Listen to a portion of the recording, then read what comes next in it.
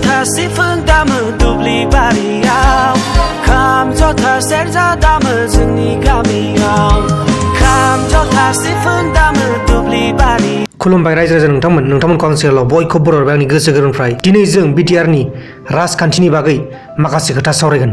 बर' फरायसा आफादा गोदान राजखान्थि हान्जा दाफुंनो थांखि लादों। एबसु एनडिपिजों खौसे जानानै निउ पलिटिकेल पार्टी दानायनि थांखि लादों। बर' हारिनि गांनाय उखैनायखौ सुस्रांनो आरो ओनसोलाव जौगाखांनाय लाबोनो थाखाय बयजोंबो मिथिजानाय आरो मुंदांखा आसामनि आरो बड'लेण्ड हालामनि बर' फरायसा आफादा राजखान्थि हान्जा दाफुंनो थांखि लायो। खौराङाव फोसावनाय बायदिब्ला फैगौ 12 आरो 13 फेब्रुवारियाव बाक्सा जिल्लानि सिङाव थानाय तामुलपुर दालाइ मख'आव गोनां जथुमा लानानै बिटिआर हालामनि थाखाय गोदान राजखान्थि हान्जा दाफुंनायखौ नोजोर होनानै सावरायगोन।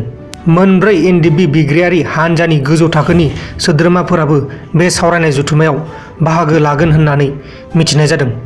बेराफारसेथिं बिपिएफ हान्जानि लिडार बिथां हाग्रामा महिलारिया बुङो बे गोदान राजखान्थि हान्जाया बिपिएफ हान्जानि जेबो खहा खालामनो हाया होननानै बुङो। फैबाय थानाय बिटिआरनि इलेक्शनाव बिपिएफ हान्जायानो देरहागोन होननानै रोखा रोखा बुंना लायो बिथां हाग्रामा महिलारिया।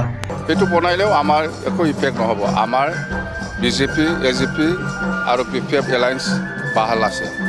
বিপিএফৰ লগত নোৱাৰে নাই কোনো দলে নোৱাৰে।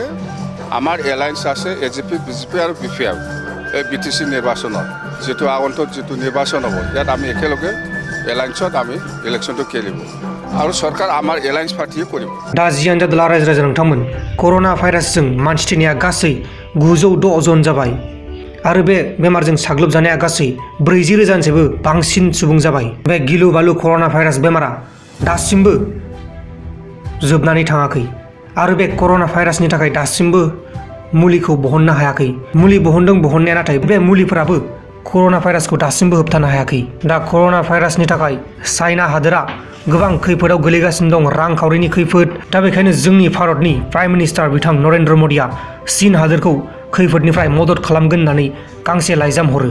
चीन हादरनि थाखाय जेब्लाबो जोंनि बे भारत हादरा मदद खालामनायाव राजि होननानै बिथां नरेन्द्र मदिया लाइजामनि गेजेरजों फोरमायहरो।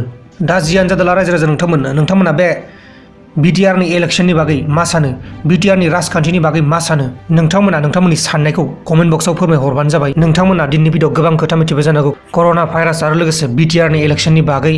दिनैनि भिडिअआ बेखिनियावनो जोबनाय जाबाय। गुबुन मोनसे गोदान भिडिअनि गेजेराव थाबैनो लोगो मोनगोन नोंथांखौ मोनसे गोदान टपिकनि गेजेराव। जय बर' हारिनि।